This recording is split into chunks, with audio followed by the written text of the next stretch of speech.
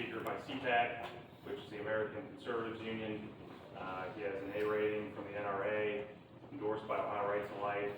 All the important issues that Huron County values based off of my experience, not endorsed. And I don't expect that to change one bit going forward while he governs. So a couple of bills that he's run, he voted on terminating executive overreach when it came to COVID mandates. He authored a bill to prohibit municipalities from banning natural gas. I know that's really relevant right now with what the federal government's doing. He also authored a bill to reform how we do county health departments in Ohio to provide some greater taxpayer oversight, again in response to some of the COVID issues that we saw, not in Huron County, but in some other counties. So when it comes to Speaker of the House, you run for about a year and a half. There are 4 candidates. You take a caucus vote. The lowest vote getter falls off. You do round voting until you have a winner. Jason got 25 votes. He was the leading vote getter in the first round.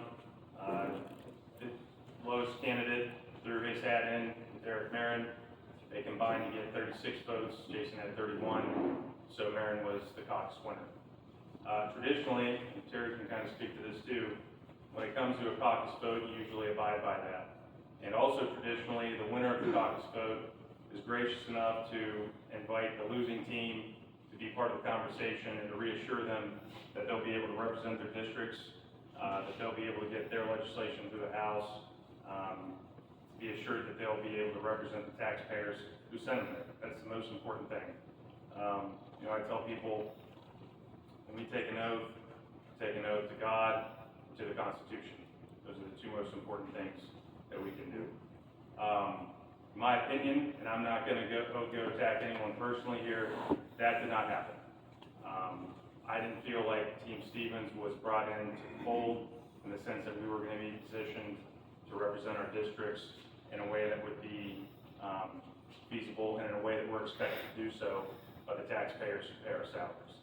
And that's incredibly important to me. It doesn't have anything to do with chairmanships or leadership positions or anything like that. It has everything to do with district priorities, legislation, operating budget priorities, capital budget priorities, infrastructure spending, first responders, and so on.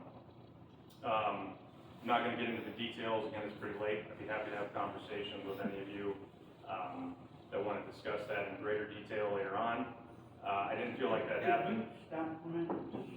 We keep talking about a time constraint. Does anybody have a problem with going into detail? No, I don't have a problem with that. What did we give up to the Democrats by doing that? A lot. Yeah. Okay. So, again, there were mailers sent into our districts by Marin's biggest supporters. My friend was threatened with the primary race by Marin's biggest supporter between the caucus vote and the floor vote. When that was brought up to Derek's attention, he said there's nothing he can do about that, and he wasn't going to try to stop it or anything like that. So we had individuals that didn't support Derek threatened by his biggest supporters that are outside groups. There were some comments made to people who didn't support Marin that said that he was going to end their business. One of his top advisors called a Columbus-based business because they didn't support him, and they said they were going to take their tax credits away because they didn't support him. So that was one instance specifically. I'm not going to go any further than that. I think we're getting into personal issues there. Terry. Nothing was given up to the Democrats. Nothing at all. So why would they go along with this? They have to vote for somebody. Okay. They ultimately have to vote for somebody. They can vote for a Democrat, which would be 32 votes for their pick. If they want to nominate a Democrat, they could. Ultimately, the Republican would win on the 11th ballot. So they have to vote for somebody. My belief is they picked Jason because they found him to be a reasonable individual. They liked the 6 years of stability that he offered to the House. They haven't had stability and Republican leadership in the House since Bill Batchelder was leader for minority leader for 2 years, and Speaker for 4. Actually, the last time I saw Speaker Batchelder, he was up here for I think a breakfast at Eagle Creek with, supporting Terry. So, that's what we wanna get back to. Have stability in the House, have good conservative leadership to get things done, to stop the turnover in leadership in the Ohio House of Representatives. For me personally, I would have voted for Jason Stevens regardless of where the Democrats were at. Wouldn't have mattered. If Jason Stevens' name was nominated on the floor, I was voting for him. Didn't matter where the Democrats were, because I thought he was the best for the job. I felt like the traditions of the House, where you bring everyone together after the caucus vote, hadn't been honored, in my opinion. Dick maybe has a different experience and perspective on that, which I also respect. A lot of respect for Dick Stein and his opinion. But nothing's been promised to the Democrats. Even the Democrats have reported in the news there's no grand deal. We found Jason to be a reasonable individual, and that's why we went with him, because we had to vote. So, I've seen Jason over the last couple of weeks have meetings face-to-face with every Republican member to get their priorities, to put them in chairmanships, to make sure that they are able to represent their constituency. I expect him to govern like a conservative. I expect him to do good things for the Ohio taxpayers, and we're gonna hold him accountable to that. At this point, my focus is moving on and, making sure that we do good things for Ohio. We have a lot of, priorities coming up with the operating budget. There's a lot of ARPA dollars that are still out there for infrastructure projects that I find to be very important. We wanna make sure that those are spent responsibly, and, I'd be happy to answer any questions or let Dick go, and we can go from there. I just got one question. How does Mr. Stevens, where does he stand on the Constitution having the 60% majority, vote for the Constitution and that legislation? He literally just had meetings with stakeholders today with the business community and Ohio Right to Life in his office this afternoon. I expect more to be forthcoming from that meeting. I personally support it. I voted for it in committee in December. I think we should do it. It protects our Constitution from out-of-state interest groups. I don't think you should be legislating in the Constitution. It's a foundational document. And if you go back and watch the Government Oversight Committee from December, I'm the vice chair of that committee, and I grilled all the opponents to that constitutional amendment protection in committee myself. So I hope we get it done. I hope it passes, and I hope it's brought to the floor for a vote. And that's what I told Jason he should do. Yes, sir. Yeah. From what I've been researching on this thing and asking other people's input on it, statistically, the Republicans should not need a single Democrat vote to elect a Republican speaker. In Politics 101, any liberal university, everyone learns you don't get to be a Republican House Speaker via a radical left majority without some huge concessions. My question to you, sir, is what are those concessions? There's no concessions. I'm very clear about that. Okay. So, you just got Swearingen County as part of your district. I don't know how familiar you are with it. After knocking on a lot of doors, I feel very familiar right now. Well, if you're very familiar, then you know that we're not a light Republican county. We're a heavy conservative county. That's why I'm happy to represent it. Okay, so how is the decision for, as I understand, Jason's not near as conservative as the other candidate. How is that in the best interest of Swearingen County when we're really conservative? I wouldn't agree with the fact that Jason's not nearly as conservative as the other candidate. I think Jason's extremely conservative, he's extremely competent, and he's extremely capable of getting conservative things done in the House. So why aren't the most conservative state representatives black? They are.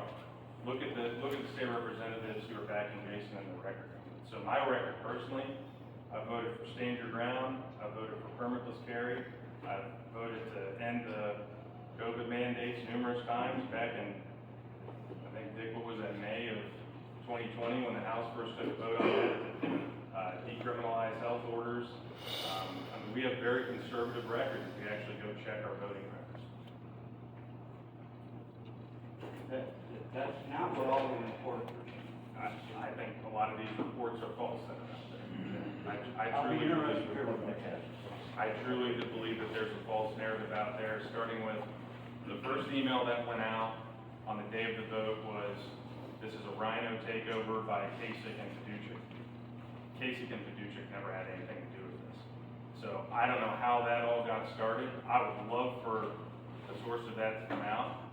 Maybe Dick has a different perspective, but a lot of the narrative that I've seen out there has not been my experience in the House of Representatives. Like I said, I think the only way to prove it is for Jason to govern well going forward. If he doesn't govern well, then, you know, we'll be saying another story. But I expect him to govern well. Yes, sir. So you say, and I'll be nice, that you know Huron County very well. Well, I'm one of those people in Huron County that supported you and voted for you. Then you turn around with all the Democrats, went against the wishes of the Republican Party, and put somebody else in office, but you said, I feel is the best. It's not about you. It's about the people that voted for you. That's exactly right. How do you explain yourself that you can go with every single Democrat, go against the Republican Party wishes, and still stand up there and say you're the Republican conservative? Because the way I look at it was my vote was for the people who sent me there to Columbus. My vote was because I felt like my constituents were not going to be represented in the Ohio House of Representatives because there was going to be political retribution and payback, and that ultimately hurts the taxpayers who sent me there. And my job is to represent them first and foremost, in addition to voting with conservatives. You may want to rethink that. So I'm assuming that you knew this movement was going on long before all of a sudden it came into session and got voted on. Who in Huron County did you go to talk about the two different leaders and which ones would be preferred for Huron County? I didn't talk to anyone in Huron County, I didn't talk to anyone in Erie County, I didn't talk to anyone in Ottawa County. Well, DG, I think you talked to me about it briefly, but that was. That was pre-caucus vote, I talked to a lot of people. And by the way, you do serve my township. So, Correct. yeah, it wasn't. Before the caucus vote, I did talk to people in Huron County. In between, I didn't talk to any, but again, my analysis is what individual is gonna be the best for my constituents? Which individual is gonna give them a voice in Columbus on very important things, like the capital budget, like the operating budget. There's a lot of infrastructure dollars still left for sewer and water and things like that. If there's gonna be political retribution because you didn't vote a certain way, then my constituents get left out in the cold when it comes to things like that, and that's something that I just won't tolerate at any point. Republican Party is very important. Constituents, taxpayers, Constitution, the most important. Yes. With Jason as speaker, will all the chairmanships be Republican then? Yes, Okay. this should be announced tomorrow from what I heard. So I'm gonna break in at the moment, sorry. There's been an issue going on in the southwest part of the county that we're dealing with. And I'm gonna put DJ on hold for just a moment so that Dick Stein gets a chance to say it and you can ask some questions. And then I'm gonna have them both up here anyway, so you can ask either one question. And I appreciate the way you're doing this. It is very simple, and, people have a right to understand what their representatives, why they voted the way they vote, and hopefully they'll listen to the constituents when they go to the votes or whatever. So with that, I wanna, don't go, you can take a seat, you know, we can throw away. We'll have Dick Stein up there. Well, good evening. I'm going to share maybe a slightly different version of the world in Columbus as I see it. First of all, DJ and I have worked together on many pieces of legislation, and I find him in general to be a conservative, thoughtful person. We adamantly disagree, at least I adamantly disagree with his position on this particular issue as I see it. First, I have to say this about Derek Barron. Derek came in the freshman class with myself, so he's there 6 years like I am. I've known him for 6 years. I've seen his demeanor. I've seen the way he's handled himself in those 6 years. and some of the stories that are being put out about the monster, as some of the media have said, I find to be wholly unbelievable. I've just never seen that presented in the 6 years. So at that point, you have to decide on your own. Well, you know, again, a lot of things happen in politics, a lot of truths, a lot of mistruths, a lot of misjudgments, but that's number one. Number two is, yes, there were 4 people that for a year plus prior to this election this fall were running for speaker. One of the 4 dropped out. Ryan Baldridge decided he was going to drop out, he wasn't even on the ballot, and so it was between the 3. And it is correct that in the end, Derek Merritt won. I don't remember who it was, but someone got up and asked for a unanimous consent of the caucus to support Derek Merritt, which is fairly typical in any event like this. You're never going to get, I won't say never, if you only have one person running, you're probably going to get 50 plus of the votes. But in most cases, when there's more than one person running, you're not going to have 50 votes. So it's typical that we're all going to get behind, as a party, the person that the majority selected. In this case, Derek was selected with the majority. Unanimous consent was given. Everyone stood, clapped, gave a round of applause, stood behind Derek and said, "You're the guy we're going to support." There was not a single, in my estimation, I was in the room, not a single dissension by anyone given during that vote. So part of my concern is, are we a people of our word or are we not? Did we not agree as a group to give unanimous consent to Derek? And then from there, it's a drip, drip, drip over the next several weeks of what Derek the Monster has done. Well, I have to tell you this. There were rumors prior to the vote in caucus that if it didn't go towards the Stephen camp's way, that they would look at other alternatives to make it go their way.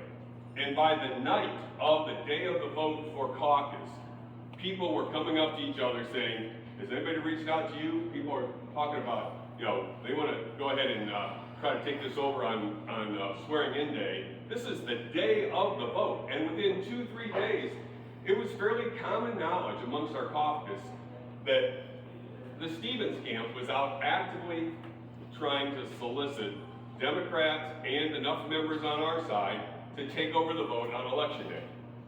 So, again, these conversations that all of these horrible things happened and somebody didn't get a call returned and somebody's going to threaten somebody here and threaten somebody, I don't know if any of those are true or not true. I don't know. And so I'm not going to make claim one way or the other. What I do know is that this was a plan that was hatched and started the day of the caucus vote. The day of, not the day, quite frankly, and I can't confirm this, but the conversation started before the caucus vote. So now everything that's done up until Election Day or up until Swearingen Day is to justify the position of those 22, in my opinion, switching sides. To be able to go against their oath, their conscience, to say, "We support you, Derek. We're going to give you unanimous consent. We're all going to figure out now how we can rationally deny that from happening." And I believe that's kind of where we're at. Now, we have to move forward. I had a reasonable meeting yesterday with Speaker Stevens. I am part of the 45, the part that supported and stayed with the caucus vote and voted with the rest of us. We will continue to advocate. Why is it so important that we make these differences? That we try to make sure that our conservative agenda moves forward. Probably the single biggest issue was mentioned a little earlier tonight was the idea of what are we going to do with this constitutional amendment to move the elections to 60% for a change in our Constitution. What does that mean in practical terms? If we don't do this by February 1st, and the Democrats are no dummies, they knew by just simply giving that gift to Jason and the 22 that they stalled off the possibility of getting that done by February 1st. So unless, and I will say this, if Jason and his crew, between now and next week, we have session next Tuesday, decide to put that on the agenda and pass that out and get that on the ballot this spring, then he will restore much credibility with the 45. He will. But if he does not, it will only look more like he sided with the Democrats to just slow walk. "Oh, we just can't get it done in time," I didn't get in until the 3rd. Derek spent a month prior to swearing-in day, putting his team together, hiring policy people, figuring out who's going to be on committees. His intent was on January 4th to give committee assignments out and start committee hearings. Terry can tell you that never happens that early. We usually don't have our retreat until the end of January. He had the retreat the 2nd week of January in order to move everything expeditiously enough to get this important issue. Why is it so important to get on in the spring election? Because it's already underway that the Democrats and the pro-choice group will put a constitutional amendment on the ballot this November. We don't stave this off in March, and we end up with a constitutional amendment making abortion legal in Ohio, making redistricting by a commission instead of elected officials in Ohio. If we don't fix there's an issue even talking about a bill to increase minimum wage and putting that in our Constitution. If we don't do these things, if we don't pass this by February 1st, the Senate, I believe on the 31st of, you have an if needed session date, I was told, on the 31st, for the inevitability, if our side gets our act together and can pass this legislation and get it to the Senate, they have the votes, they will pass it, and we will get it on the ballot. The impetus is on Jason and his group to make sure that happens. And I'm making sure, and I ask all of you, call Nathan, call Teresa, call DJ, let everybody know that this is a key issue. This is not a little thing. This will have ramifications for our lifetime. That's how big a deal this is. And that's why the Democrats supported in bloc Jason Stevens, because even if he made no offer, and I'm not saying he did or didn't, the logistics of it are, he had a tight time window to put that together in, and they're saying, we'll take our chances. We'll take our chances with this guy, because Miran's already got his team in place. We know he's going to do this. He's already got all his ducks in a row. He's got everything lined up to make this happen. The other guy, we might have a shot. So we're going to go with the other guy. And that's my take on it as I see it. But for me, it was a matter of honor and integrity to say, this is what we decided as a caucus. I've seen a lot of shenanigans, and I'm not going to get into all the details of it that have gone on, and rumors and innuendo on both sides. And none of that matters. What matters to know is that on the day of the caucus, there was already a move in foot to make Stevens the winner come January 3rd. All right? That's a fact. I had people come up to me multiple times. I had people in the 45 ask people in the 22, I heard rumor they're talking about having Stevens be nominated for speaker. And the comment would be, oh, that's just hearsay. That's, that's conspiracy theories. That isn't going to happen. But it was, everybody knew. They've been talking about it for a month. So again, that's the disappointment of this whole thing. In the end, the important things are we need to get this constitutional protection amendment in place. It's the single most important thing. Yes, the backpack bill matters. Yes, redistricting for Huron County matters. There are a lot of things that matter, but the single most important issue that the Democrats can hang their hat on if we don't do it by February 1st is this constitutional amendment. And that is, in my estimation, why they supported the other side. To give them a deniable plausibility to say, well, we just couldn't get it done in time. There wasn't time to get everything in place and make this happen. I hope we're wrong. I would love to be wrong. I hope come next week, Jason and DJ and their team say, we're going to put this on the ballot. We're going to get this done this week. We're going to pass this thing and get it to the Senate by the 31st, and it will be on the spring election, and you will gain a ton of credibility if you make that happen. And I hope and pray that that's what ultimately happens, because it's the single biggest issue that I believe will happen in the next 2 years, irregardless of the budget, regardless of ARPA dollars and all the rest. The single biggest thing that will happen, in my estimation, is whether we pass this constitutional amendment and getting the stakeholders, the business community behind it. If Jason's having meetings with them today and trying to make a commitment of dollars, because that's what it's going to take, there's 150 groups that are against that amendment, far left groups. We need all the business community on our side, but we need to take action and assume that we can pull them along if that's what it takes, because the alternative is doing nothing, and doing nothing is a loss for Ohio, in my estimation. So that's kind of where I'm at, and we'll leave it at that. Jeff? Mr. Chairman, I rise to, ask the committee, the Huron County Republican Party, to adopt a resolution to support that constitutional legislation, in order to prevent the Democrats from taking over.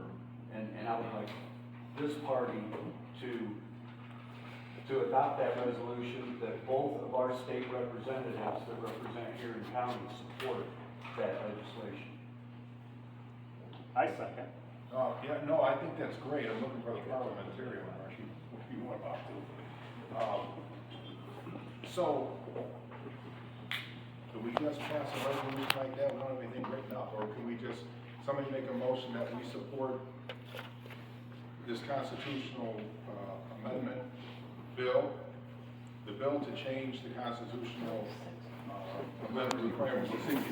And actually, just to give you the background, it does three things. The version that was introduced by our 45 last week does three things. One is it changes the threshold to 60% plus one. The second thing it does is it changes the cure, it removes the cure. It used to be that you could go ahead and turn in, like us, if we turned 50 and we only had 45, sucks to be you, we lost. But in the process of constitutional amendment, they got a period of time to go out and quick collect some more signatures. In this constitutional amendment, it eliminates the cure period. The third thing and final thing it does is it says that you have to have all 88 counties participate in the signature collection, not just 44. Currently, it's 44. If you want me to put this on the constitutional amendment across the whole state, why shouldn't everyone have signed in every one of the 88 counties? So those are the three criterias that are in the version that we proposed and I personally signed on to, and we've taken into the clerk's office last Wednesday, Tuesday, whatever day it was. So those are the three things, if you're committing to this resolution, those are the three things you're agreeing to adopt. I don't think it's been given a number, because I don't think it's going to have a number until rules are adopted. Is that correct? And so there's no rules yet, so we don't have a number. Point of order, if you call for a vote. Yeah, I will. I think I want to explain a little bit clearer. What we're voting on is that we want our two representatives in this county to support that. That's the motion as I understood it, and the second, that we are voting to support that by instructing both of our representatives and our senator who's sitting here, that Huron County wants this supported by our representatives and our senators. And I guess if I could add that we ask our leadership team to do this expeditiously to make sure it gets on the ballot in this spring election, because again, if it doesn't go on until the fall, even if we put it on in the fall and these pro-abortion amendments and anything else comes along, it won't apply in that election cycle, even if we win in November. So it has to be on in the spring election. That's why February 1st is such a critical date. So, who made that motion to start with? Jeff did. So you're good with that? I do accept that change. And the second? David made it. Still second. Okay. I may have a point. Shouldn't we not urge all Republican representatives? Absolutely. So I Absolutely. think we should change it so the Huron County Republican Party urges everyone, all the reps to do. All we can do at this point in the party here is to instruct our But they see that representatives we and want current senator, the whole body to senators go. Are they gonna do all this before the first? Well, I hope it picks up momentum from other Republican parties that they will also say the same thing in Right. unison. Well, midnight hour is getting close, folks. Well, Yeah, it is. So right now, I know that's the grand thing, and I support that, trust me. How is this motion, phrased? The motion was phrased that we instruct our representatives and our senators that represent this county, those four that represent this county, to vote in favor of this constitutional amendment, and for the leadership to move it so that it's done by February 1st. I guess the title, as I understand it, is the Constitutional Protection Amendment is what we're, there's not a number, so all I can do is give you that descriptive Right. Did phrase. not want to change that. Is that what you were asking, to change it to say, not just ours, but all? Well, I was thinking of all, but we could split this up into two. Let's leave this one for our party, but then make a second proposal to urge all Republicans to vote for it. So we'll make two proposals tonight.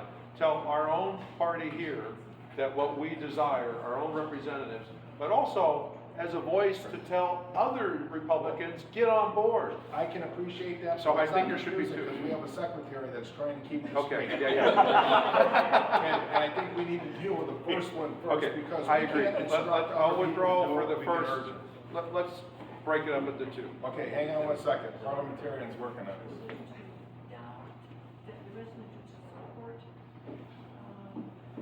Why don't we take a minute to get this right? Make Yeah. sure we get it Yeah, right. that's what we're doing.